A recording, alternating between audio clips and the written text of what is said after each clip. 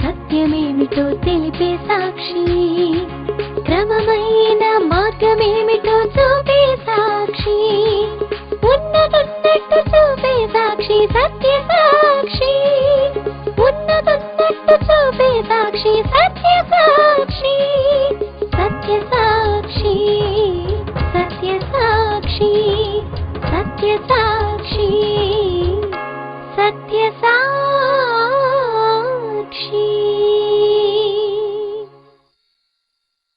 సత్య సాక్షి అను మా టీవీ కార్యక్రమమునకు ప్రేమపూర్వక ఆహ్వానము. సత్య సాక్షి.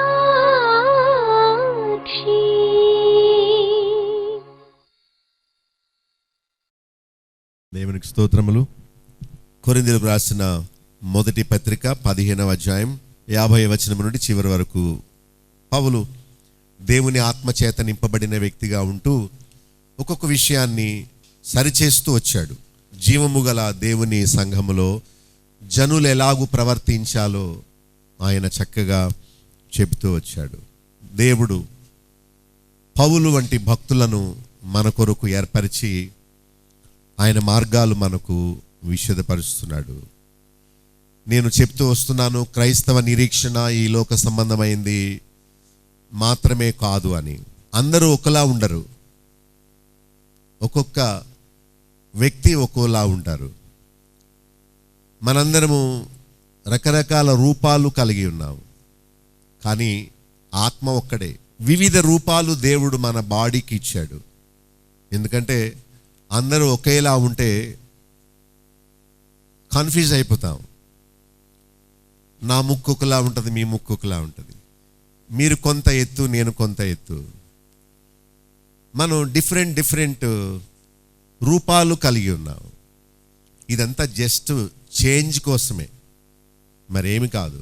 ఇది శరీరం. నా కాళ్ళు, నా కాలు, నా చెయ్యి, నా గుండె, నేను అనేవాడు ఈ శరీరంలో నివసిస్తున్నాడు. ఆత్మ నివసించడానికి ఒక దేహము కావాలి. గనుక ఒక దేహములో దేవుడు మనలను పెట్టాడు. We are living in our body. ఒకరోజు ఈ శరీరాన్ని విడిచి మనం వెళ్ళిపోవాలి. శరీరం కుళ్ళిపోతుంది. క్రైస్తవ ఫ్యామిలీలో ఉంటే దాన్ని సమాధి చేస్తారు, లేక హిందూ ఫ్యామిలీలో ఉంటే దాన్ని కాల్ చేస్తారు. ఇది శరీరం గనుక అది కుళ్ళిపోతుంది, లేక మట్టి అయిపోతుంది. ఆత్మ లోపల నివసిస్తున్నాడు. దేవునికి ఉన్న ఆత్మను పరిశుద్ధాత్మ అని, మన ఆత్మను జీవాత్మ అని, సాతాను ఆత్మను దురాత్మ అని పిలుస్తారు. ఆత్మకు చావు లేదు, శరీరానికి ఉంటుంది. కానీ మనుషుల్ని ఐడెంటిఫై చేయడానికి దేవుడు రూపాన్ని ఇచ్చాడు. అయితే ఈ దేహాన్ని విడిచిపెట్టిన తర్వాత కూడా మన రూపాన్ని ఐడెంటిఫై చేయొచ్చు. పరలోకములో కూడా ఎలా చెప్పగలరు అంటే, ప్రభు రూపాంతరము చెందినప్పుడు మత్తయి 17లో మోషే ఏలియాను వారు చూశారు. ఇప్పుడు గాంధీ మహాత్ముని విగ్రహం ఎవరైనా పెట్టారనుకోండి, అక్కడ పేరు రాయకపోయినా ఆయన చిన్నప్పటి నుండి ఎలా అంటే, మనం చిన్నప్పటి నుండి చూసాం కదా ఆ తాత ఎలా ఉంటాడో, మహాత్మా గాంధీ. సో ఆ విగ్రహాన్ని చూడగానే ఇతను మహాత్మా గాంధీ, మన స్వతంత్రాన్ని తెచ్చిపెట్టిన అతను అని మనం గుర్తు చేసుకుంటాం, గుర్తుపడతాం. అలా పరలోకానికి వెళ్ళిన తర్వాత కూడా మనం ఒకరినొకరు గుర్తుపట్టవచ్చు. అది ఎలా సాధ్యం అంటే, ఆత్మ శరీరం పట్టుకుంటే దొరకదు, కానీ అది ఉంటుంది, ఎగ్జిస్టింగ్.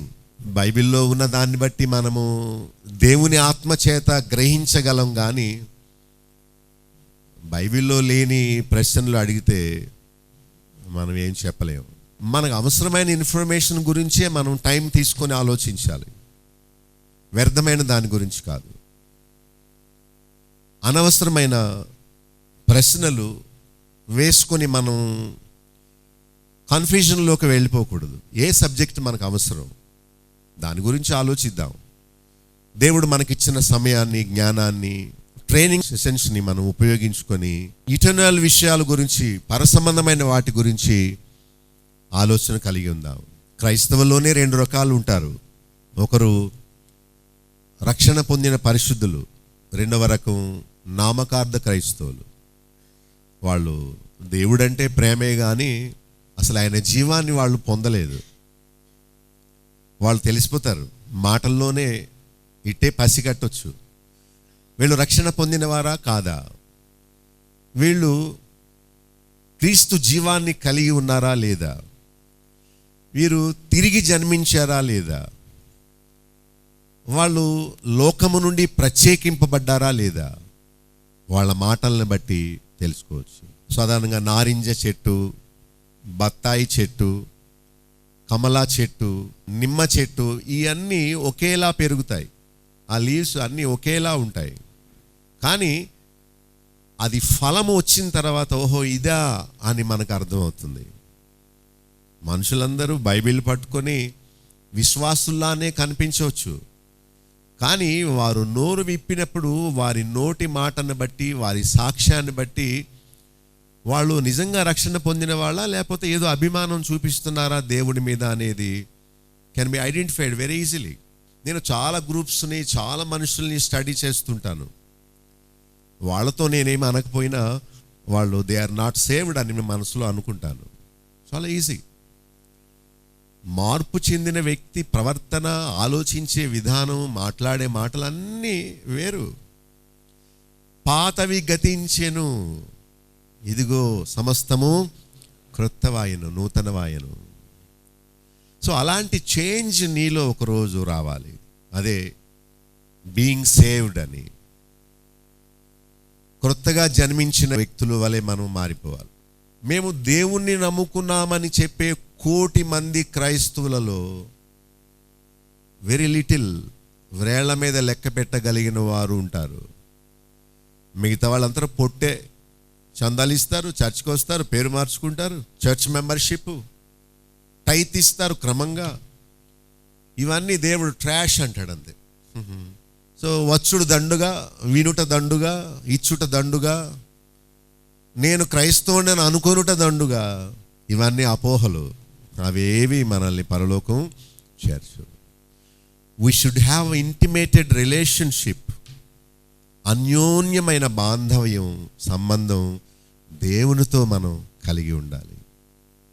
నీవు ప్రభుతో మాట్లాడుతున్నావా? ఎవరికైనా దెబ్బ తగిల ఔచ్ అంటారు. ఔచ్. నువ్వు ఔచ్ అండ మానేసి, ఓ దేవా ఎందుకు ఈ శిక్ష పెట్టావు, నాకేదన్నా పాఠం నేర్పడానికి ప్రయత్నిస్తున్నావా, ఎందుకు ఇలా జరిగింది ఈరోజు అని ఒక క్లోజ్ ఫ్రెండ్తో మాట్లాడినట్టు నీవు ఆ ప్రభుతో మాట్లాడగలగాలి. He is our guide. ఆయన మన మోడల్. దేవుడు కనిపించడు, కానీ క్రీస్తు కనిపించాడు. మనం ఆయనను మనసులో ఊహించుకుంటూ, ఆయనతో మాట్లాడుతూ ఆయనను ఏం చేయాలి? ఫాలో అవ్వాలి, వెంబడించాలి. బాధ కలిగినప్పుడు ఎవడైనా దేవుడా అంటాడు, ఎందుకంటే నొప్పి వచ్చినప్పుడు తప్పగా అంటారు. సో అది కాదు భక్తి. సండే ఖాళీగా ఉన్నాం కదా, చర్చికి పోదాం, ఏముంటుంది, ఏం చేస్తాం ఇంటి దగ్గర కూర్చొని ఊరకే వస్తారు కొందరు. పాస్టర్ గారంటే చాలా గౌరవం. It's of no use. నన్ను ప్రేమించి నాకు కానుకలిచ్చి నాతో ఫ్రెండ్షిప్ చేసి ఏం చేసిన ప్రయోజనం ఉండదు, ఏముండదు. పెద్ద పెద్ద బిషప్లతో నీవు ఫ్రెండ్షిప్ చేసిన ఉపయోగం ఉండదు. చర్చికి ఎంత డొనేషన్ ఇచ్చినా ప్రయోజనం ఏముండదు. చర్చిలో ఫ్యాన్స్, లైట్స్, కార్పెట్స్, చైర్స్, నువ్వు ఏమీ వేస్ట్ అంతా. దేవుడు అవి కాదు ఇమ్మని కోరేది. పాస్టర్లు అడుగుతారు ఇవి అది అని. దేవుడు నీ కమిట్మెంట్ అడుగుతున్నాడు. పాస్టర్తో కాదు నీవు సత్సంబంధాన్ని కలిగి ఉండేది, డైరెక్ట్గా ప్రభుతో. ఆయన జీవితాన్ని మనకు మోడల్గా తీసుకొని, ఒక ఛాలెంజ్గా తీసుకొని క్రొత్త లైఫ్ ప్రారంభించాలి. ఎవడైనాను క్రీస్తునందు నీడలవాడు నూతన సృష్టి, క్రొత్త సృష్టిగా మారిపోవాలి. పాతవేమీ ఉండకూడదు. ఆలోచనల్లో కూడా చేంజ్ రావాలి. మీకు చెప్పానే ఆ పురుగు గురించి, గొంగళి, ఎంత మంచి ఉదాహరణ దేవుడు పెట్టాడు. మనము చనిపోయి తిరిగి లేవక ముందే ఆ పునరుత్థాన జీవాన్ని పొందేశామంటున్నాడు. రెండవ మరణం మీద ఇక మనకు ఏ విధమైన ఒత్తిడి ఉండదు. ఇక అది మనలను ఏమీ చేయలేదు. మనం ట్రాన్స్ఫార్మ్ అయిపోయాం. మరణములో నుండి జీవములోనికి దాటిపోయారు. నా యందు విశ్వాసం ఉంచువాడు అని. మామూలు విశ్వాసం కాదు, దయ్యాలు కూడా నమ్ముతాయి యేసుప్రభు దేవుడు అని, ఆయనకు మొక్కుతాయి. అలాంటి విశ్వాసం కాదు. ఏదో వచ్చి వెళ్ళి విని అది విశ్వాసం కాదు. ఆయనతో నీవు సత్సంబంధాన్ని కలిగి ఉండాలి. నువ్వు ఆయన ఫ్రెండ్స్ అయిపోవాలి. ఈ వాక్యాన్ని చదువుతుంటే నీకు అర్థమైపోవాలి. ఒక్కొక్క లైను వా అనుకొని ఏడుపు వచ్చేసేయాలి. ఆయన దొరకడు కనుక బైబిల్ని పట్టుకొని హగ్ చేసుకోవాలి, బైబిల్ని ముద్దు పెట్టుకోవాలి. ఎందుకంటే ప్రభు దొరకడు కదా. పిచ్చోళ్ళు అయిపోవాలి, దేవుడు పిచ్చోళ్ళు అయిపోవాలి. ఇక లోకమంతా చెత్తగా కనిపించాలి. లోక సంబంధాలు, లోక స్నేహం, లోక డబ్బు, బంగారం, ఇదంతా what is there in that, ఏముంది దానిలో అనిపించాలి. మరి అలాంటి మెచ్యూరిటీ మీకు ఎప్పుడు వస్తుంది? I'm trying to encourage you. It takes time. స్లోగా, ఓవర్ నైట్, రాత్రికి రాత్రి మనలో ఎదుగుదల అనేది కలగదు. నేను కూడా రాత్రికి రాత్రి ఎదగలేదు. It took a while. కొంత టైం పట్టింది. ఇక్కడ చెప్పే టీచింగ్ అంతా మీరు సీరియస్గా తీసుకోండి. ఏ విషయాలు ఆలోచన చేయొద్దు. మీ పొజిషన్ మర్చిపోండి. ఇది ఒక గొప్ప దేవుడిచ్చిన ఒక గొప్ప ఆధిక్యత అని అనుకోండి. ఒక సహోదరుడు చాలా సంతోషంగా చెప్పారు, ఈరోజు వాక్యం నాకు చాలా ఇష్టమైంది అన్నారు. దేవుని వాక్యం యొక్క విలువ నీవు గుర్తెరిగితే కనురెప్ప ముయ్యవు నువ్వు. అంతగా బైబిల్ ఉంది కదా, దుప్పి నీటి వాగుల కొరకు ఆశపడినట్లు దేవా నా ప్రాణము నీ కొరకు. కీర్తన 27లో అయితే సాధ్యమైతే నా జీవితకాలం అంతా నేను యెహోవా మందిరములో నివసింపగోరుచున్నాను అంటున్నాడు. దాని రుచి ఎరిగిన వారు దాన్ని విడిచిపెట్టలేరు. దాని రుచి ఎరగని వారి నిద్రపోతారు, వాళ్ళకు తెలీదు దాని విలువ. మనం చూసాము 50లో, రక్త మాంసాలు దేవుని రాజ్యమును స్వతంత్రించుకోలేవు, కానీ క్షయమైన ఈ శరీరము ఏం ధరించుకుంటుంది? ఆ పదంలోనే మీనింగ్ ఉంది, క్షయము. క్షయ వ్యాధి అంటే టీబీ అన్నమాట, తినేసే వ్యాధి. అక్షయము అంటే ఎప్పటికీ క్షయము కానిది. సో ఈ బాడీ, ఈ ఫీచర్సే, ఆ పేరే, ఆ ముఖమే, same person but in a different place. క్షయమైన ఈ దేహము అక్షయతను, ఇది ఎలా ఉంటుందంటే ఈ క్షణంలోనే ప్రభు ఆగమనం వచ్చింది అనుకోండి, మన దగ్గరున్న కళ్ళద్దాలు, రింగ్స్, మన బట్టలు, ఇవన్నీ కుప్పల అలా పడిపోతాయి. కానీ ఈ బరువైన ఈ శరీరం బరువు కోల్పోయి క్షణములో మనము మార్పు పొందుతాం. ఈ భాగములో 2 సార్లు మనము మార్పు పొందుదుము అని అన్నాడు. మనం చదువుకున్న వాక్యములు మీరు చూచారు లేదు? ఆ విషయం మనకు చాలా ఎక్సైటింగ్గా ఉండాలి. ఎంత ఎక్సైట్మెంట్ అంటే, నేను ట్రాన్స్ఫార్మ్ అయిపోతాను, నేను మారిపోతాను, నాకు ఎగరాలని ఉంది, రెక్కలు కట్టుకొని ఎగరాలని ఉంది అని. వాళ్ళకు ఉంది కానీ వాళ్ళు ఎగరరు. వాళ్ళు ఇంకా దిగిపోతారు భూమి కింద ఉన్న పాతాళములోనికి చచ్చిన తర్వాత. కానీ యేసు ప్రభువు శిష్యులు చూస్తుండగా అలా లేచిపోయినట్టు, మేఘారుడై ఎత్తబడినట్టు మనం కూడా, అంటే ఈ బాడీ లేవదలండి, ఎందుకంటే చాలా బరువు కదా. క్షయమగు ఈ శరీరము అక్షయతను ధరించిన తర్వాత యేసుక్రీస్తు పునరుత్థానుడై లేచినట్లు మనందరం అక్కడితో ప్రారంభమవుతుంది అసలైన జీవితం. దాని కొరకు నిరీక్షించాలి, ఈ చెత్త లోకం కోసం కాదు. టీవీలో బోధకుడు ఎవరు, నేను చచ్చిపోయిన వాళ్ళని తిరిగి లేపుతున్నాను, దేవుడు నాకు ఈ మధ్య కొత్త బలం ఇచ్చాడు అని చెప్తున్నాడు. లేపి ఏం చేస్తావు? మళ్ళా పాపం చేయిస్తావా? ఈ లోకంలో ఇప్పుడు పడిన కష్టాలు సరిపోవా? ఇంక కొత్తవి కావాలా నీకు? పెంచుకున్న పాపపు మూట చాలదా? ఇంకా ఎక్కువ మూట మళ్ళీ చేసుకోవాలా రెండో జన్మలో? మళ్ళా బ్రతకాలని ఆశ నాకు లేదు, ఇది చాలు, ఇప్పుడుకే విసిగిపోయాను, నాకు అసలైన జీవితం కావాలి అని మనం ఆశపడాలి. 51లో మర్మము, రహస్యమైన విషయాన్ని మీకు చెబుతున్నాను. సో దేవుని సన్నిధిలో దేవుడు తన సేవకుని ద్వారా, పరిశుద్ధాత్మ ద్వారా రాబోయే సంగతులు మనకు తెలియపరుస్తాడు. అందరికీ ఇష్టమే. రేపేమవుతుందో తెలుసుకోవాలని ఉందా అన్నప్పుడు ఎవరికైనా ఇష్టమే. ఒక సంవత్సరంలో నీకేం జరుగుతుందో చెప్పేస్తాను, నీ చేయి చూపించి అన్నారు అనుకోండి, మనం చాలా ఎక్సైట్ అవుతాం. చెప్పు ఏమవుద్దు చెప్పు, 1 yearలో ఏమవుతుందో. అది కాదు, ప్రభువుని నమ్మిన మనకు ఆయన ఆగమనములో ఏం జరుగుతుందో దేవుడు తన ఆత్మ ద్వారా మర్మమును మర్మమును ఎందుకన్నాడంటే లోకులకు తెలియనిది ఇది. దారిని పోయే వాళ్ళని అడగండి, వాళ్ళకి పిచ్చి మాటల్లా అనిపిస్తాయి. ఒక గ్రామంలో పెద్ద దగ్గరికి వెళ్ళి నేను సువార్త చెప్తున్నాను. మీరు పెద్దవారు అయిపోయారు, ముసలి వయసు వచ్చేసింది, చాలా ఆస్తి ఐశ్వర్యాలు మీకున్నాయి, మీరు దేవుణ్ణి నమ్మరా, ఇప్పుడైనా నమ్మరా, టైం అయిపోయింది కదా మీకు అంటుంటే, ఓ బాబు పాస్టర్ అయ్యా, ఈ పొట్ట నింపే మార్గం ఏదన్నా చెప్పు, ఏదో ఎక్కడో ఏదో మోక్షం పరలోకం దేవుడు అవన్నీ వద్దయ్యా, ఈ పొట్ట నింపుడు మార్గం చెప్పు, నేను వింటాను, కానీ ఏదో కథ చెప్తే నాకు ఎక్కదయ్యా, వద్దు, వెళ్ళిపో, నాకు అసలు వద్దవి. దేవుడు అంటారు, దయ్యం అంటారు, ఇదంతా ఎందుకు, వాస్తవం మాట్లాడు అని అన్నాడు. నేను చెప్తుంటే వినడం లేదే, పెద్ద పొట్ట ఉంది,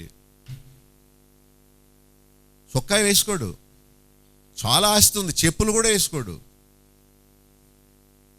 అలా పల్లెటూరులో తిరుగుతూ ఉంటాడు. చనిపోయాడులేండి. He never accepted the truth. నేను పుట్టింది తినడం కోసమే అంటున్నాడు. తినడం కోసమా? నువ్వు పశువు ఒకటేనా? దేవుడు నీలో జీవాత్మను ఉంచిన విషయం నువ్వు అసలు గుర్తించలేదా? కానీ మనం ఎంతో ధన్యులం, నేనెంతో ధన్యుణ్ణని నేను అనుకుంటాను. దేవుడు మనకు తన ఆత్మ ద్వారా, గ్రంథము ద్వారా మర్మములను తెలియజేస్తున్నాడు. 52లో ఆయన ఆగమనం గురించి చెబుతూ, ఈ సమయంలో మనందరము చనిపోము గాని నిమిషములో ఒక్క రెప్పపాటున కడబూర మ్రోగగానే మనమందరము ఏమవుదము? నేను ట్రాన్స్ఫార్మ్ అవ్వాలి, నేను మార్పు పొందాలి, గొంగళి పురుగు వలె ఉండే నా జీవితం సీతాకోక చిలుకు వలె అయిపోవాలి, క్షయమైన ఈ దేహము అక్షయతను ధరించాలి, ఏ విధము చేతనైనా మృతులలో నుండి నాకు పునరుత్థానము. మనందరం చచ్చిపోవాలి కదా, ఎవరు ఉండవు ఇక్కడ. కానీ ఆశ, నిరీక్షణ ఏంటంటే క్రీస్తు లేచినట్లు నేను కూడా తిరిగి లేవాలి. దానికోసం ఏం చేయాలో చెప్పండి. నా ఆస్తి అమ్మేనా, నాకున్నది ఇచ్చేసేనా, లేక నన్ను ఏం చేయమంటావు? ప్రభు అన్నాడు, నీకున్నదంతా విడిచిపెట్టేసే, బేదలకి ఇచ్చే. నీ మనసు ఆ డబ్బు మీద పెట్టుకోవద్దు, ఆస్తి మీద పెట్టుకోవద్దు, నీ కాలుకు లింక్స్ ఏం పెట్టుకోవద్దు. నువ్వు ఎగరాలంటే నీ కాలు చైన్తో అక్కడ స్తంభానికి కట్టేసి ఉంటే నువ్వు ఎగరలేవు. ఒక ఆమెకు మా గ్రామంలో రోడ్డు ప్రక్కన ఒక 4 cents సైట్ ఉంది. ఆమె దాన్ని చూసుకొని, నా లైఫ్కి ఇదే ఆధారం, 1 సెంట్ భూమి 5 లక్షలు ఖరీదు చేస్తుంది. సో 4 cents అంటే ఎంత? 20 lakhs. సో నాకు ఇదే ఆధారం, నాకు ఇదే ఆధారం అని ఆ డాక్యుమెంట్ చూసుకుంటూ మురిసిపోతుంది. ఒకరోజు మెసేజ్లో అన్నాను, ఈ లోక ఆస్తి నీ పేరు మీద ఉంటే నువ్వు ఎగరలేవు, నువ్వు వదిలేసే అన్నారు. మీరు నమ్మరు, ఆ నెక్స్ట్ మండే తన ఆస్తిని వాళ్ళ సిస్టర్కి ట్రాన్స్ఫర్ చేసింది. వాళ్ళు అన్నారు, అందరూ పిచ్చివాళ్ళు, పిచ్చిది అన్నారు. నేను పిచ్చిదాన్ని కాదు, నేను సంఖ్యల్లో విదిల్చుకున్నాను అని చెప్పింది ఆమె.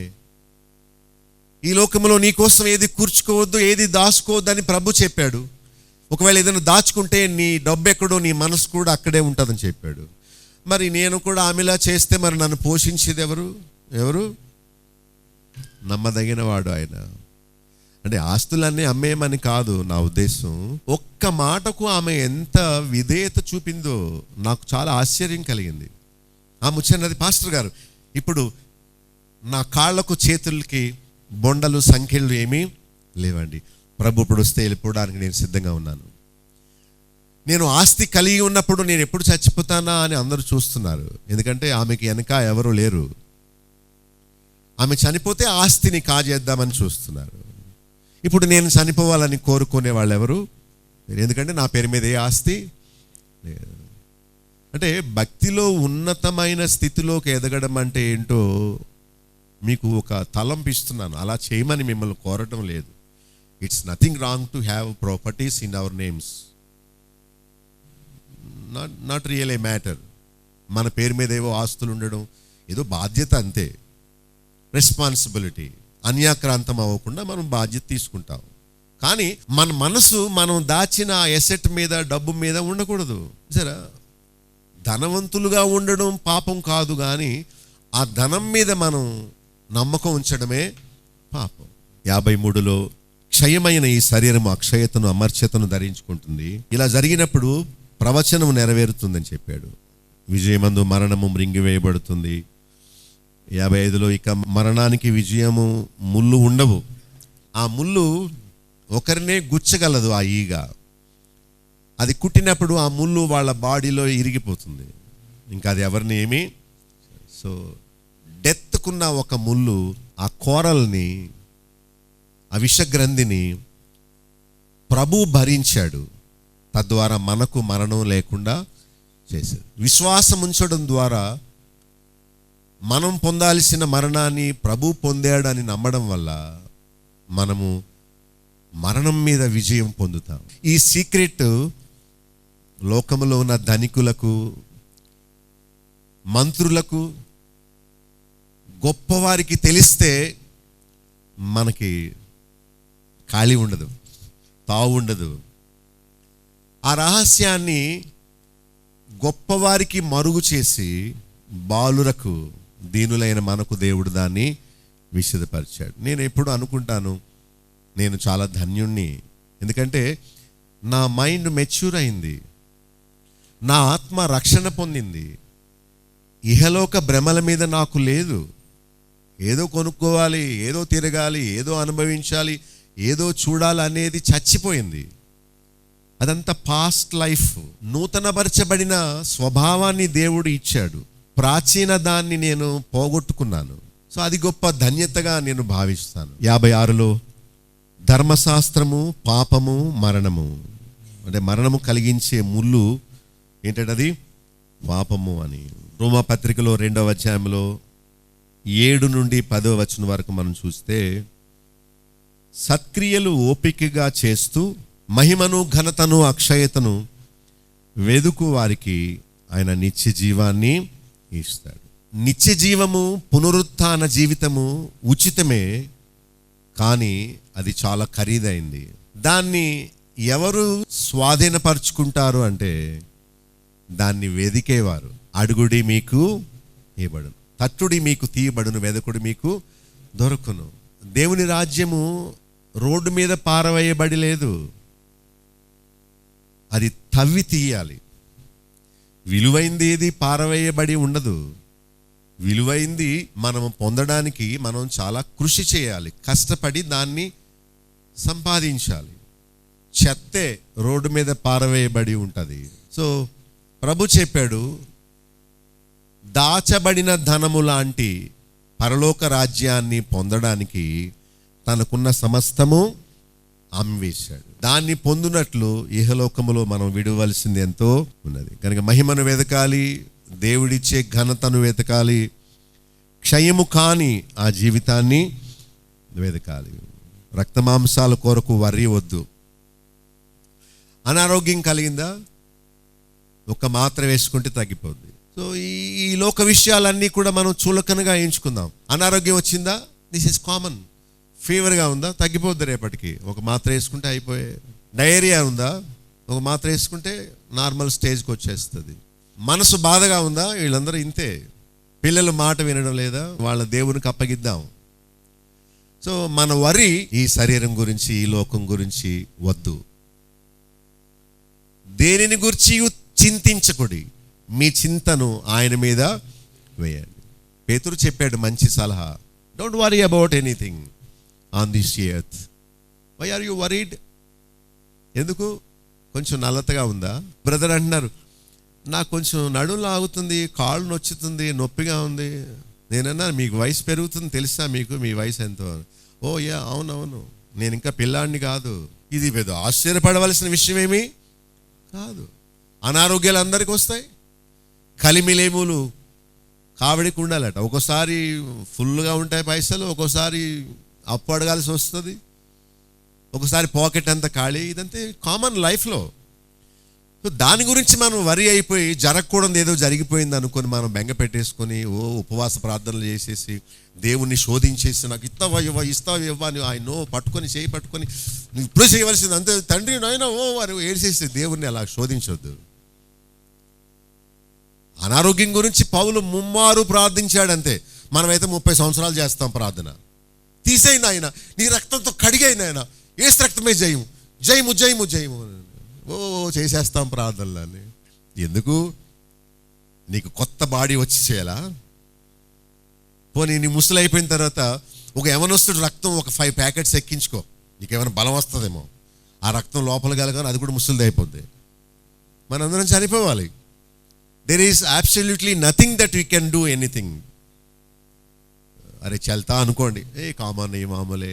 అనారోగ్యం రావడం మామూలే, కొంచెం నిద్ర పట్టక అటు ఇటు తిరగడం మామూలే, కొంచెం డల్గా ఉండడం మామూలే, ప్రజలు మనల్ని దూషించడం మామూలే, వెంటనే వా అన్నం మామూలే. ఇవన్నీ కామన్ అయిపోవాలి. అసలు వాటి గురించి వరి అవ్వకూడదు. మన ఉద్దేశం, మన తలంపులు, మన ప్రార్థనలు, మన ఆశ, నిరీక్షణ అంతా పరసంబంధమైన వాటి గురించి. ఆయన వచ్చేస్తాడు, నేను వెళ్ళిపోతాను. ఆయన నన్ను పిలుస్తాడు, నేను వెళ్ళిపోతాను. ఈ పాడు లోకాన్ని విడిచిపెట్టి మహిమ శరీరం దాల్చి గాలిలో ఎగిరి వెళ్ళిపోతాను. అక్కడ మరణం ఉండదు. ఎంత గొప్ప జీవితమో అది. ఆకలి దప్పులు లేని జీవితం అది. ఆ రాజ్యం ఎంత గొప్పదో. అయినను మన ప్రభు అయిన యేసుక్రీస్తు మూలముగా మనకు జయము అనుగ్రహించుచున్న దేవునికి స్తోత్రము. నాకు చెప్పండి, మనకు జయము అనుగ్రహించుచున్న దేవునికి స్తోత్రము కలుగునుగాక. క్రీస్తుకు స్తోత్రము కలుగునుగాక అనుందా, లేకపోతే దేవునికి స్తోత్రము కలుగునుగాక అనుందా? కనుక యేసయ్య స్తోత్రం అని ఎక్కడనుందా బైబిల్లో? ఎందుకు అలాంటి పాటలు కడతారు? అసలు నిన్ను సరిచేసేవాడు నీకు ఉండడం అది గొప్ప భాగ్యం. నిన్ను అభినందించేవాళ్ళు ఎందరో ఉండొచ్చు, కానీ వాళ్ళ వల్ల నీకు ఏ ఉపయోగం ఉండదు. కానీ నీవు తప్పు చేసినప్పుడు దట్స్ నాట్ ది వే, అలా కాదు ఇలా అని నీకు నేర్పించేవాడు ఉండడం, అసలు అది దేవునికి స్తుతులు చెల్లించాలి. Thank you for this person అని. బైబిల్ అంతా చెప్పేది ఒకటే, అసలు డిఫర్ అవ్వదు. చేతగాని వాళ్ళు అర్థం చేసుకోవడం చేతగాక దాన్ని తప్పుగా చెబుతున్నారు, కానీ బైబిల్ చెప్పేది ట్రూత్ ఒక్కటే ఒక్కటే, ముమ్మాటికి ఒక్కటే. నేను చెప్పే బోధలు టీవీల్లో విని అరే ఇలా చెప్తున్నాడు ఏంటి అంటున్నారు, కానీ బైబిల్లో ఇలా ఉంది కదా అని చూడడం లేదు. ట్రూత్ తెలుసుకున్నప్పుడు ఆ చీకట్లో ఉండలేం మనం. వర్డ్ ఆఫ్ గాడ్ చదివినప్పుడు, ఇందాక బ్రదర్ చెప్పారు, దాన్ని నేను స్టడీ చేయడం మొదలుపెట్టాను, కనెక్ట్ అయ్యాను, బస్ ఎస్ అనుకుంటున్నాను. ఇప్పుడు నాకు ఎన్లైటన్మెంట్ వచ్చింది, అర్థమైపోయింది నాకు అని అన్నారు. మీరు కూడా ఏదో చెప్తున్నాడు విన్నాములే అని కాదు, అక్కడున్న దాన్ని మీరు చూచి ఎస్ అవును అవును అవును అవును అనుకొని మీరు రియలైజ్ అయ్యి ఎస్ అని గొప్ప గ్రహింపులోకి వచ్చేసేయాలి, అర్థం చేసేసుకోవాలి స్క్రిప్చర్స్. అప్పుడు మనకి గొప్ప ధననిధి దొరికినంత సంతోషం కలుగుతుంది. దేవుడు పైన ఉన్నాడు, ఆయన కనిపించడు, ఆయనకు ఆకారం లేదు, ఎవడు ఎప్పుడు దేవుణ్ణి చూడలేదు. కానీ ఆ గొప్ప దేవుడు, భూమి ఆకాశములు సైతము పట్టజాలని ఆది అంతము లేని గొప్ప దేవుడు మన రక్షణ కోసం ఒక వ్యక్తిని పంపాడు. ఆయనకు కుమారుడనే పేరు పెట్టాడు. ఆయనలోని భాగాన్ని, లేకపోతే తన చేతిని భూలోకానికి పంపి మనల్ని రక్షించడానికి చేయి చాచాడు. ఆ చెయ్యే యేసుక్రీస్తు. ఆయనలోనే, ఆయనే అంటే ఒక పేరు పెట్టాలి కనుక దీనికి చెయ్యి, హ్యాండ్ అని ఎలా పేరు పెట్టామో, దేవుడు మనల్ని రక్షించడానికి వేసిన ఏర్పాటు ఆయన పేరు యేసుక్రీస్తు. ప్రజలు యేసుక్రీస్తును చూడగలిగారు కానీ దేవుణ్ణి ఎవరు ఎప్పుడు చూడలేరు. దేవుడు చనిపోయాడా, యేసుక్రీస్తు చనిపోయాడా? సిసి మీరు మాట్లాడడం మొదలు పెట్టారు. దేవుడు చనిపోయాడు అన్నారు అనుకోండి, దారిని పోయే వాళ్ళకి దేవుడు చచ్చిపోయాడా, అదేంటి? That is a wrong statement. దేవుడు తన కుమారుని మన కొరకు బలి అర్పించాడు. దానిలో జ్ఞానం ఉంది, అది వాక్యం. సో యేసయ్యా అని ప్రార్థన చేయొద్దు, యేసయ్యా స్తోత్రాలు అనొద్దు అని చెబుతుంటే ప్రజలు నన్ను ఎంత వ్యతిరేకిస్తున్నారో. మేము ఎలా అంటాం అంతే, మెస్సయ్య అని లేదా అంటే మెస్సయ్య వర్డ్ వేరు, యేసయ్య అని లేదు. ప్రభుని తండ్రి అని పిలవద్దు, యేసు తండ్రి, పరిశుద్ధాత్మ తండ్రి అని అనొద్దు. బైబిల్ అలా చెప్పట్లేదు. తండ్రి ఒక్కడే, ప్రభు ఒక్కడే, ఆత్మయు ఒక్కడే. అరే నీకు కళ్ళున్నాయి, నీవు చదవగలవు, నీకు బుర్ర ఉంది, నువ్వు ఆలోచించగలవు, ఎందుకు ఆలోచించట్లేదు? అయితే నా ఒక్కడికే అర్థమవుతుందా? నా ఒక్కడికే చదువు వచ్చా? అమెరికాలో మా ప్రొఫెసర్ ఉన్నాడు, నార్త్ వెస్ట్ బాప్టిస్ట్ సెమినరీ, టొకమా, వాషింగ్టన్లో. ఆయనకి మెయిల్ పెట్టాను. ఒక ఆయన నన్ను అడిగాడు, క్రైస్తవులకు ఆరాధ్య దైవము ఎవరని అడిగాడు. ఏం చెప్పనన్నాను. ఆయన అన్నాడు, క్రైస్తవులకు ఆరాధ్య దైవము ఎవరా? ఎవరు? తండ్రి అన్నాడు. క్రీస్తును ఆరాధించొచ్చా అని వెంటనే అడిగాను. ఆయన అన్నాడు, ఆరాధించొచ్చేమో. నువ్వు అలా చెప్పొద్దు, నాకు నరికిసేయి, ఇదిగా నదిగాని చెప్పంతే, అంతేగా నాంచకో. నీ ఇష్టమైతే చేయలేకపోతే మానే, నథింగ్ లైక్ దట్. చేయాలా వద్దు చెప్పున్నాను అన్నాను. ఆయన అన్నాడు, నేను బిజీగా ఉన్నాను, తర్వాత స్టడీ చేసి నీకు చెప్తాను అన్నాడు. ఇప్పుడు లెటర్ రాయలేదు. పెద్ద ప్రొఫెసర్, క్రిస్టాలజీ చెప్పేవాడు. అరే అమెరికాలో ఉన్న ప్రొఫెసరే, బైబిల్ వేదాంతాన్ని చెప్పే ప్రొఫెసరే దీన్ని చదవక, దేవుని ఆత్మ సహాయం తీసుకోక, తండ్రి ఎవరో, కుమారుడెవరో, దేవుని ఆత్మ ఎవరో తెలుసుకోనప్పుడు ఇక నువ్వు ఇతరులకు ఏం చెప్తావు? ఏమని ప్రార్థన చేస్తావు? వచనాలు చాలా ఉన్నాయి, మీకు ఈరోజు చెప్తాను. సరే, ఎలాంటి పద్ధతిలో వాక్యం రాయబడిందో మళ్ళా చదువుతాను. అయినను అంటే మనందరం క్షయమైపోతాం. ఓకే, మరణపు ముళ్ళు విరవబడింది. అయినా ఈ లోకములో జీవించినంత కాలము ప్రభువైన యేసుక్రీస్తు మూలముగా, దేవుడైన యేసుక్రీస్తు అని ఉందా, లేక ప్రభువైన యేసుక్రీస్తు అని ఉందా? Very good. మూలముగా మనకు జయము అనుగ్రహించుచున్న దేవునికి స్తోత్రము. ఇందుకు జయం అనుగ్రహించేది ఎవరు? దేవుడు. ఎవరి ద్వారా? Very clear, very simple and clear. దీనిలో మనం గుంజుకోవలసింది లేకపోతే తలపిక్కోవలసింది ఏమీ లేదు. యేసుక్రీస్తు ద్వారా దేవుడు మనకు జయం ఇస్తున్నాడు. ఎలాగంటే ఏమీ లేదు, నా కుమారుడు జయించాడు, నువ్వు కూడా జయించవచ్చు, నేను నీకు సహాయం చేస్తాను. ఆయన చూడు, నేను నీకు కనిపించను కానీ ఆయన జీవించి వెళ్ళాడు. ఆయన జీవించి వెళ్ళిన విషయాలు భక్తులు రాశారు. ఆయనను చూడు, మామూలుగా ఈ కంటితో కాదు, గ్రంథములో ఆయన ఏమై ఉన్నాడో చూడు. చూచి ఆయన చేసినట్లు చేస్తే ఆయన విజయం పొందినట్లు ఆ విజయాన్ని నీవు కూడా పొందగలవు. పాతాళం మీద, సాతాను అధికారం మీద, లోక శోధనల మీద, పాపపు ఆశల మీద నీవు గొప్ప విజయాన్ని పొందగలవు. భక్తి జీవితం అంతా చూచి నేర్చుకునేదే, అనుకరణ అంటారు. సో యేసు ప్రభు మరణాన్ని ఎలా జయించాడు? నేను కూడా ఆయన వేలే జీవిస్తే నేను కూడా మరణాన్ని జయించగలుగుతాను. ఈ మొదటి మరణం కాదు, అందరూ చచ్చిపోవాలి. చాలామంది అజ్ఞానులు మనం చచ్చిపోము అంటున్నారు. మనం చచ్చిపోతాం. వాడు చెప్పినట్టు కూడా చచ్చిపోతారు కొన్ని రోజుల్లో. ఫూలిష్ పీపుల్, వారికి లేదు. ఈ మరణం గురించి కాదు, రెండవ మరణం మనకు లేదు. ఆ రెండవ మరణం అంటే మన ఆత్మ పాతాళములో పడిపోవడం. అది లేకుండా దేవుడు చేసేస్తాడు ఆయన నమ్ముకున్న వారికి. ఆ ముళ్ళును విరిచేస్తాడని. మనకు కేవలము రెండవ మరణం మీద పూర్తి విజయం వచ్చేసింది అంటున్నాడు. అయితే పాపముతో ఇంకను పోరాడవలసిందే. అందుకనే మనకు జయము అనుగ్రహించుచున్న దేవుడు అని చెప్పాడు. సో దేవుడు చేసే మేలు పోరాటము లేకుండా చేయడం కాదు, పోరాటములో మనకు విజయాన్ని ఇస్తాడు, మానసికమైన ధైర్యాన్ని ఇస్తాడు. విజయము అనుగ్రహించుచున్నా అంటే అర్థం ఏంటి? కంటిన్యూస్. అంటే ఒక్కసారి గెలిచేసి ఐఆమ్ డన్ అని ఊరుకునేది కాదు. దినదినము మనము పోరాటాల్లో సాతాను అధికారము నుండి మనం ఎప్పుడూ విజయం పొందుతూనే ఉంటాము. క్రీస్తు ద్వారానే విజయము, జయము.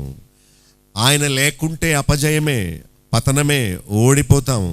మన బలం సరిపోదు కనుక ఆయన వైపు చూచుచు మన ముందు ఉంచబడిన పరుగులో ఓపికతో పరిగెత్తుదాం. ఆయన మనకు మాదిరి. ఆయన ఎలా ప్రేమించాడు, ఎలా సహించుకున్నాడు, ఎలా ఓర్చుకున్నాడు, ఎలా అధిగమించాడు, శోధన ఎలా జయించాడు వాక్యంతో. సో ఆయన జీవితాన్ని మనకు మోడల్గా పెట్టుకుందాం. పౌలు వంటి భక్తులను మనకు మోడల్గా పెట్టుకుందాం. రోమపత్రికలో చూడండి 7వ అధ్యాయము 25వ వచనము. అక్కడ కూడా చూడండి ఎంత చక్కగా రాస్తున్నాడు. మన ప్రభు అయిన యేసుక్రీస్తు ద్వారా ఎవరికి? దేవునికి కృతజ్ఞతాస్తుతులు చెల్లించును. కాగా మనసు విషయంలో దైవ నియమమునకు, శరీర విషయంలో పాపమునకు దాసుడునై ఉన్నాను అని చెప్తున్నాడు. కనుక యేసుక్రీస్తు ద్వారా ఎవరిని స్తుతించాలి? దేవునికి కృతజ్ఞతాస్తుతులు చెల్లించాలి. 8వ అధ్యాయంలోనే చూడండి 31వ వచనము నుండి చూడండి. ఇట్లుండగా ఏమందము? దేవుడు మన పక్షమై ఉండగా మనకు విరోధి. అంటే దేవుడి యేసుక్రీస్తు ద్వారా ఇచ్చే విజయం గురించి మాట్లాడుకుందాం. What kind of victory that we get through Jesus. ఎలాంటి విజయం? ఇది పరీక్షల్లో విజయం కాదు. నేను బ్లెస్ చేసి ఇచ్చిన పెన్ కొనుక్కోండి, మీరు పరీక్షల్లో పాస్ అయిపోతారు. ట్రాష్. నువ్వు ఇచ్చేది పెన్ను. వీళ్ళు వ్యాపారం చేస్తున్నారు, 5 రూపాయల పెన్ను కొని 100 రూపాయలకు అమ్ముతున్నారు. ఈ లోక సంబంధమైన విజయం కాదు. 31లో జయమిచ్చే దేవుడు మన పక్షమున ఉండగా మనకు విరోధి. అంటే సాతాను శక్తి గొప్పదా, మనము గొప్పవాళ్ళమా అంటే మనకంటే వాడే గొప్పవాడు. అయితే దేవుని శక్తి గొప్పదా, సాతాను శక్తి గొప్పదా అంటే దేవుని శక్తే. సో ఆయన మనకు బలమిచ్చి విజయాన్ని వాగ్దానం చేశాడు కనుక మనకు విరోధులు ఎవరు లేరు. మరణము కూడా మన విరోధి కాదు, ఎందుకంటే దాన్ని అధిగమించేస్తాం. ఇది చాలా గొప్ప అమూల్యమైన విషయం.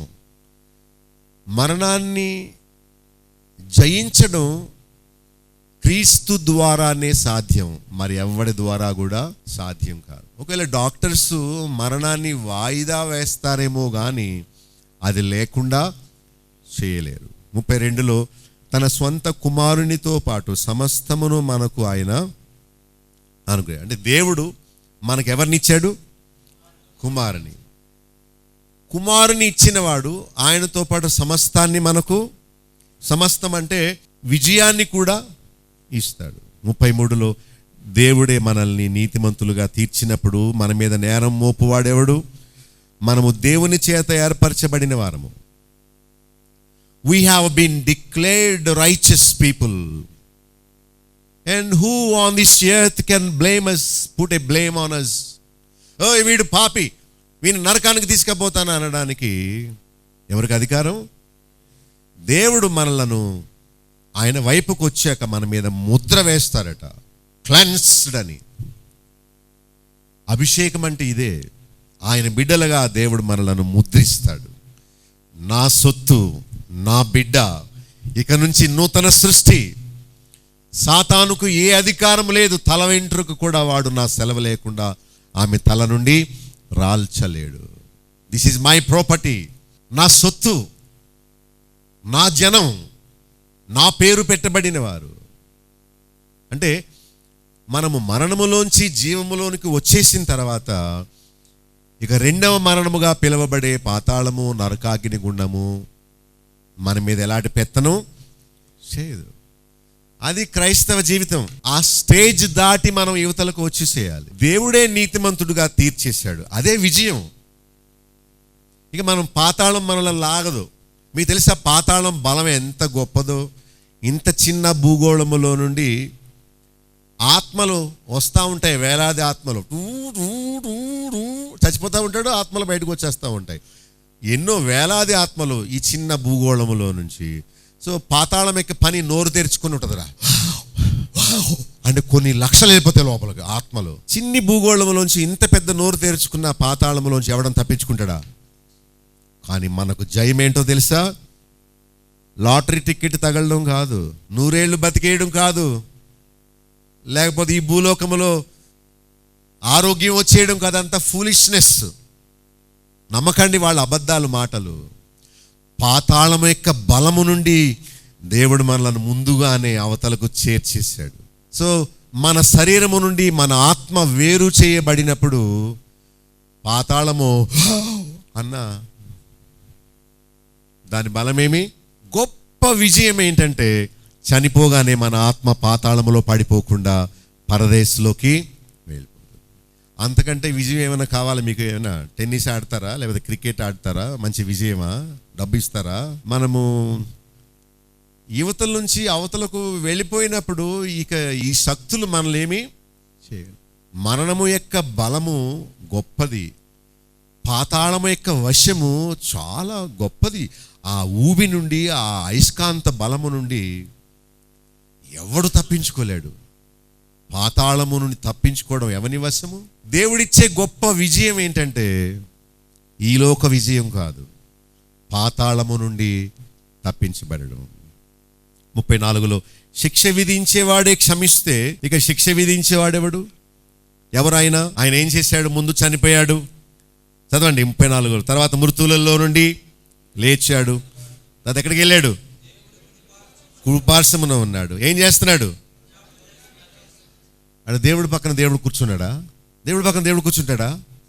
తండ్రి అయిన దేవుని కుడిపార్శ్వమున కుమారుడు ఆసీనుడై ఉన్నాడు. సో దాని గురించి మళ్ళీ చెప్పండి నాకు అని అడగండి. మీకున్న మెదడే నాకుంది. నేను అంతకంటే ఎక్కువ నేను ఆలోచించలేను. బైబిల్ ఏం చెప్తుందో దాన్ని నేను నమ్మగలను అంతే.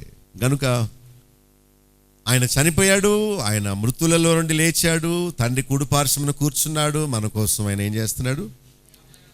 మొరపెడుతున్నాడు, విజ్ఞాపన. 35వ వచనంలో క్రీస్తు ప్రేమ నుండి మనల్ని ఏది ఎడబాపలేవు. ఏంటండి? చదవండి. శ్రమ, బాధ, హింస, కరువు, వస్త్రహీనత, ఉపద్రవము, ఖడ్గము, వీటన్నిటిపైన అత్యధికమైన విజయాన్ని దేవుడు మనకు యేసుక్రీస్తు ద్వారా ఇచ్చాడు. వేటిపైన? శ్రమ, బాధ, హింస, కరువు, వస్త్రహీనత, ఖడ్గము, వీటన్నిటిపైన దేవుడు గొప్ప విజయాన్ని ఇచ్చాడు. చూడండి సామెతల గ్రంథం 21:31లో యుద్ధము రాగానే గుర్రాల్ని సిద్ధపరచుకుంటారట, కానీ రక్షణ లేక జయము ఎవరి ఆధీనములో ఉంది? దేవుని ఆధీనంలో ఉంది. అంటే వీళ్ళు గుర్రాలను రెడీ చేసుకుంటే రక్షణ వచ్చేస్తుందా? ఏమండి? రైఫిల్స్ అన్నీ క్లీన్ చేసుకుంటే వీళ్ళకి విజయం వచ్చేస్తుందా? నో. యుద్ధం వస్తుందని అనగానే రాజు తనకున్న రథాల్ని, గుర్రాల్ని రెడీ చేసుకోగలడు, కానీ విజయము ఇవ్వగలిగింది ఎవరు? దేవుడు. పాస్టరు కాదు, నీ క్రియలు కాదు. మరణము తప్పించుట యెహోవా వశము, ఇంకెవరు చేయలేరు. కొరింథీయులకు రాసిన 2వ పత్రిక 2:14లో మమ్మును ఎల్లప్పుడూ విజయోత్సాహముతో ఊరేగించుచున్న దేవునికి స్తోత్రము. విక్టరీ ప్రామిస్ చేయబడింది. ఇక సాతాను కానీ, పాతాళము కానీ, ఈలోక బంధకాలు కానీ మనలను ఏమీ చేయలేదు. విధి, ధర్మశాస్త్రము అనే మాటకు అర్థం ఏంటంటే విధి, నుదుటి రాత అంటారే. మన విధి ఏంటంటే పాపులంగా పుట్టాం గనుక, పాపం చేశాం గనుక చచ్చిపోయి నరకంలో పడిపోవాలి. అది విధి. నల్లగా ఉన్న తల్లిదండ్రులకి నల్ల పిల్లలు పుడతారు, అది విధి. దాన్ని ఎవరూ మార్చలేరు. విధి. మనము పాపజన్మం కలిగిన తల్లిదండ్రులకు పుట్టాము గనుక వాళ్ళు పాపం చేసినట్లే వాళ్ళ నైజముతోనే మనం జీవిస్తాం గనుక మనం నరకానికి పోవాలి. వాళ్ళు చచ్చి నరకానికి పోయారు, మనం కూడా ఏమైపోవాలి? విధిని ఎవడు మార్చగలడు? యేసుక్రీస్తు ద్వారా మాత్రమే సాధ్యం. నా కర్మ ఏం చేస్తావు? నాకు కట్టుకుంది, నాకు చుట్టుకుంది, నా బాధ ఎవడు తప్పిస్తాడు? నా వల్ల అవుద్దా? You cannot win, but through Christ you can win. నీవు జయించలేవు మరణాన్ని, కానీ దేవుడు ఆ జయించే శక్తిని నీకు హెబ్రీ 2:14-15 మరణము యొక్క బలము గలవానిని అనగా అపవాదిని మరణము ద్వారా నశింపచేయుటకు 3 విషయాలు ఉన్నాయి ఇక్కడ. జీవితకాలం అంతా మరణ భయము చేత దాస్యమునకు లోబడిన వారిని విడిపించుటకు ఆయన వచ్చాడు.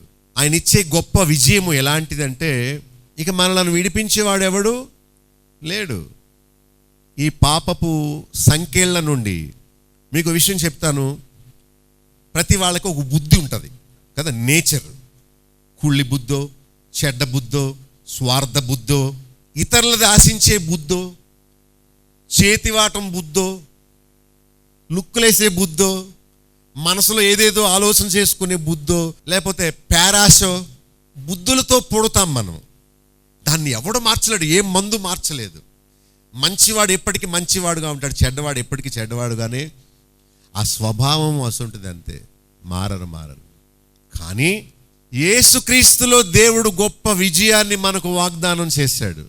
పాత స్వభావాన్ని తీసివేసి వారికి నవీన స్వభావాన్ని దేవుడు ఇస్తాడు. అయ్యో, నేను చేయకూడదు అనుకుంటున్నాను కానీ చేసేస్తున్నాను. ఎవరు నన్ను విడిపించగలరు? యేసుక్రీస్తులో దేవుడు నీకు విజయం ఇస్తాడు. అప్పుల బాధ నుంచి కాదు విజయం, నువ్వే తీర్చుకో కష్టపడి. అనారోగ్యాల నుంచి కాదు, వస్తుంది. నీకు అనారోగ్యం కలిగితేనే నీవు దీనుడు అవుతావు, మోకాళ్ళు ఉంటావు. విజయము నీ ప్రక్కవానితో పోట్లాడినప్పుడు నువ్వు గెలవడానికి కాదు. ఈ విజయం కాదు అసలు. మనము మన రాతను మన విధిలో ఉండిపోని అవసరం లేకుండా మన విధిని దాటి అవతలకు, ఇంకా విధి మనల్ని ఏం చేయగలదు? ఇప్పుడు మా అమ్మమ్మ 105 సంవత్సరాలు బ్రతికింది. మా అమ్మగారు ఇప్పుడు 80 సంవత్సరాల దగ్గరకు వస్తున్నారు. నేను అన్నాను మా అమ్మతో, మీ అమ్మ విత్తనం 100 సంవత్సరాలు పైబడి బ్రతికే విత్తనం, నువ్వు కూడా బతుకుతావు ఎక్కువ సంవత్సరాలు, ఎందుకంటే ఆ విత్తనం అలాంటిది. ఎమ్మెల్యే చనిపోయాడు, వాళ్ళ సహోదరులందరూ గుండెపోటుతో చచ్చిపోయారట. దానికి కారణం వాళ్ళ తాత ముత్తాతలకి గుండె జబ్బట. ఇప్పుడు పిల్లలు కూడా చచ్చిపోతామేమో భయపడుతున్నారు. సో ఫెట్. మా తాతకు గుండె జబ్బు కనుక నాకు మా నాన్నకి వచ్చింది, నాకు కూడా గుండె జబ్బు. మా తాత 50 సంవత్సరాలే బతికాడు, మా నాన్న కూడా అలాగే పోయాడు. సో నేను కూడా పోతానేమో. డాక్టర్స్ ఏమైనా చేయగలరా? విధిని మార్చగలరా? బైబిల్ అంటుంది, కూషు దేశస్థుడు చర్మపు రంగు ఎలా మార్చుకోలేడో, చిరుత పులి తన మచ్చలను ఎలా తీసివేసుకోలేదో, అలాగే మీలో ఎలాంటి మార్పు తెచ్చుకొనలేరు. It is God who can change your life. దేవుడు యేసుక్రీస్తు ద్వారా నీ ఫేట్, నీ విధి, నీ మీద ఉన్న ధర్మశాస్త్రం, నీ మీద ఉన్న శిక్ష మొత్తం తీసివేసి నీకు విజయాన్ని ఇవ్వాలి. ఇలా చేయగలిగిన పాస్టర్ కానీ, ఇలా చేయగలిగిన డాక్టర్ కానీ, చేయగలిగిన మందు కానీ ఏ పరిస్థితులు కూడా ఈ లోకంలో లేవు. గొప్ప విజయం, దీనిలో ఆనందించాలి మనం. యోహాను పత్రిక 5వ అధ్యాయం 4-5 వచనాల్లో, దేవుని మూలముగా పుట్టిన వారందరూ ఏమవుతారు? లోకమును జయిస్తారు. లోకమును జయించిన విజయము వాట్? విశ్వాసమే.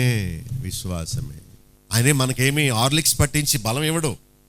ఈ స్ట్రెంగ్త్ కాదు, it is the faith that brings victory in your spiritual life, in your spiritual battle.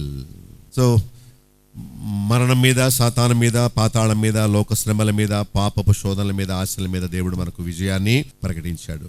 పాతాళ బలమును తప్పించుకొనుటే గొప్ప విజయము. సాతాను బలము నుండి తప్పించుకోవడమే గొప్ప విజయము. ఆయన ముందు పైకి ఎక్కిస్తాడు, ఇప్పుడు మనకు చేయిస్తున్నాడు. Come give me your hand, నేను నిన్ను లేపుతాను, ఈ ఊబిలో నుండి లేపుతాను.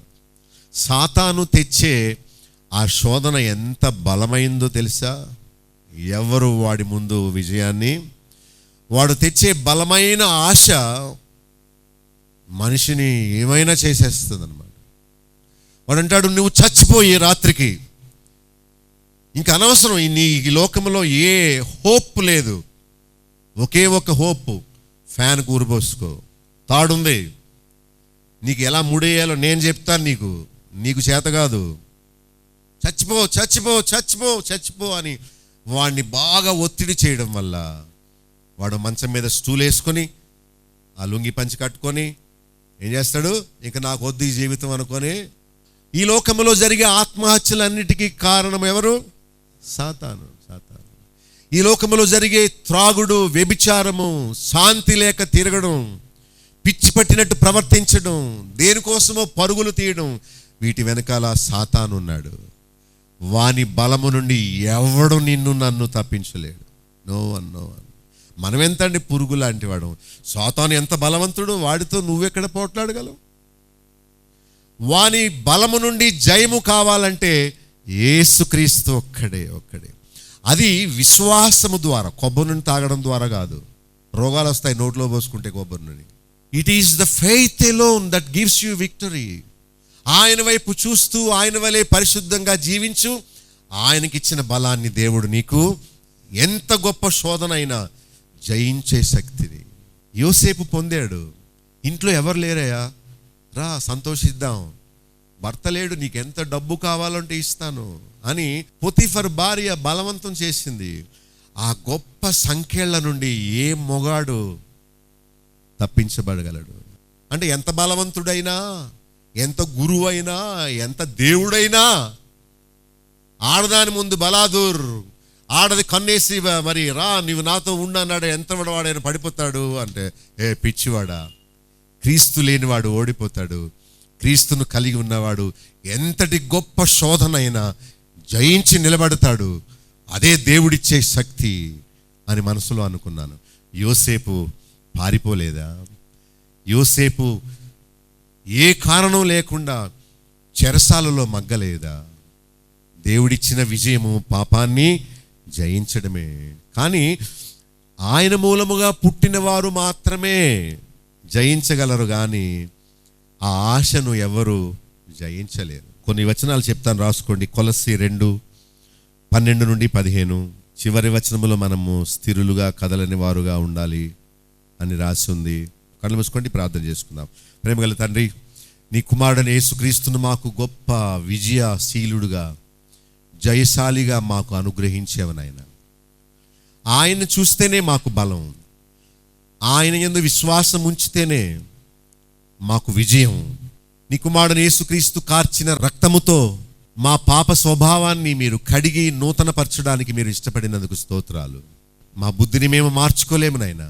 నువ్వు ఒక్కడవే లోక ఆశల మీద, నిరుత్సాహం మీద, పాతాళ బలము మీద, సాతాను శక్తుల మీద విజయాన్ని ఇవ్వగలిగిన వాడు నువ్వు ఒక్కడవే. పాస్టర్లు కాదు, వాళ్ళు ఇచ్చిన వస్తువులు కాదు. తండ్రి, మేమందరం నీ కుమారుడైన యేసుక్రీస్తునందు విశ్వాసం ఉంచినట్లు ఆయనను మాకు అనుగ్రహించినందుకు స్తోత్రాలు. నిజమే నాయనా, ఈ లోక విధిని ఎవరు మార్చలేరు. అయితే మేము నీ కుమారుడైన యేసుక్రీస్తు ద్వారా అధిగమించగలం. అందుకై తండ్రి నీకు స్తోత్రాలు చెల్లిస్తున్నాం. ఈ గొప్ప మాటలు మామూలు మానవునికి అందవు, అర్థం చేసుకోలేవు. అయినా నీ పరిశుద్ధాత్మ ద్వారా మాకు వాటిని అర్థం చేయించండి తండ్రి. ఇంకొక అధ్యాయం ఉంది నాయనా, మీరు అక్కడ ఆలస్యమైతే మేము పరిపూర్ణ జ్ఞానం పొంది నాయనా మీరు అక్కడలో ప్రవేశించడానికి సహాయం చేయండి. 16వ అధ్యాయం కోసం మమ్మల్ని సిద్ధపరచండి. ఎన్నో నెలలుగా మాకు బోధిస్తున్నారు నీ బిడ్డలు నాయనా. ఈ గొప్ప విజయాన్ని గుర్తించి దాని కొరకు వారు సంసిద్ధులవునట్లు సహాయం చేయండి. నీ వాక్యం కొరకు పరుగు పరుగున వచ్చి నీ జ్ఞానాన్ని వారు నీ వాక్యం ద్వారా పొంది ఆ గొప్ప విజయాన్ని, మీరు దాచిన గొప్ప రహస్యాన్ని తెలుసుకొని పాతాళ బలము నుండి, పాపం యొక్క శక్తి నుండి, సాతాను యొక్క బలవంతమైన శోధనల నుండి తప్పించబడి మా అందరికీ మీ కృప చూపవలసిందని, వాక్యం వినిన వారందరినీ క్షేమముగా వారి గమ్యానికి నడిపించవలసిందని యేసు నామములో ప్రార్థించి వేడుకొనుచున్నాం తండ్రి. ఆమేన్. Thank you. మా చిరునామా Babulok Gandi, chairman, Bethel assembly, Nallajerla.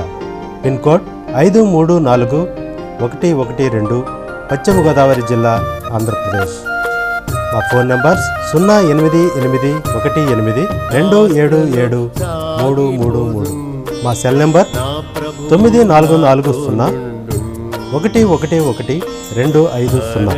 మరొక సెల్ నెంబర్ 9000000803. మా ఈమెయిల్ ఐడి satyasakshi.tv@gmail.com. మా వెబ్సైట్ www.bethelassembly.net.